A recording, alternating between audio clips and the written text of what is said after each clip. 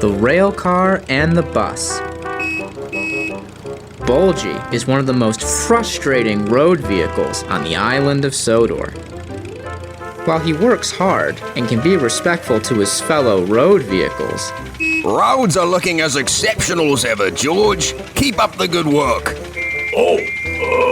Thank you, Bulgy. and yet he's nothing but a nuisance to those on the railway.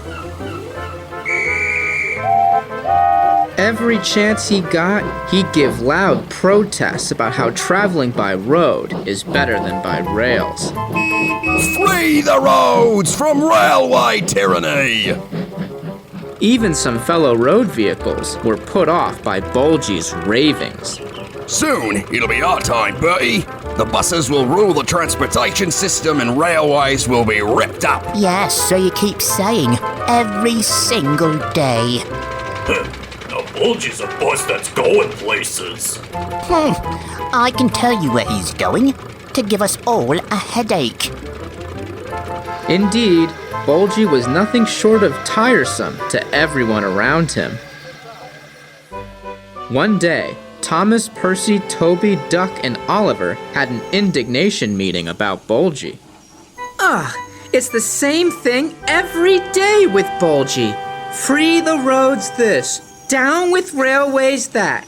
Can't we just do something? There's not much we can do, Percy. Like it or not, he's still doing his job. And he hasn't pulled one of his old tricks in months.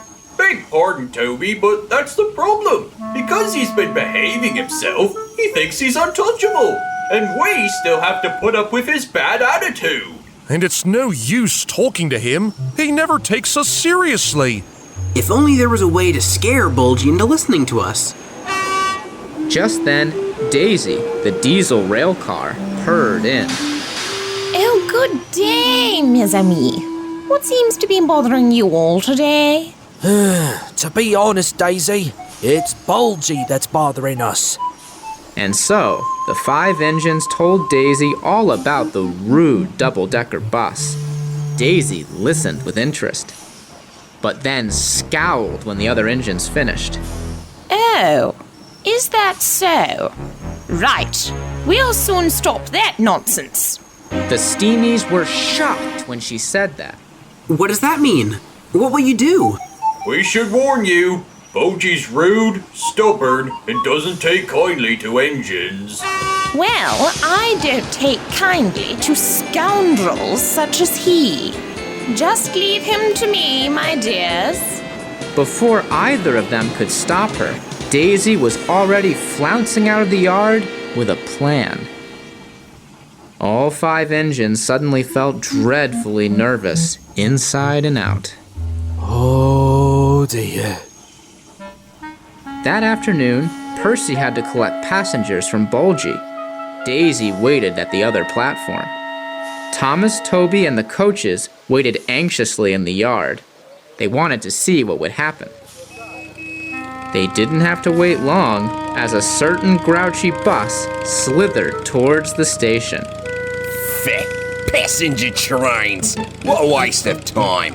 Passengers would have a much nicer time on a bus instead of being bounced about by some dirty, clattery, noisy old... Dirty, clattery, and noisy, are we? You, I suppose, are Bulgy, yes? Oh, I've heard all about you. Who are... You march about on the roads, ranting and raving about how railways should be ripped up.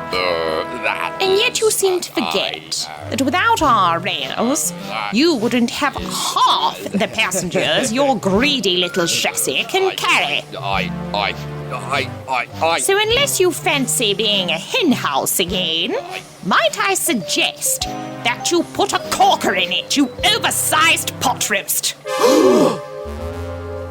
The yard and the station fell eerily silent.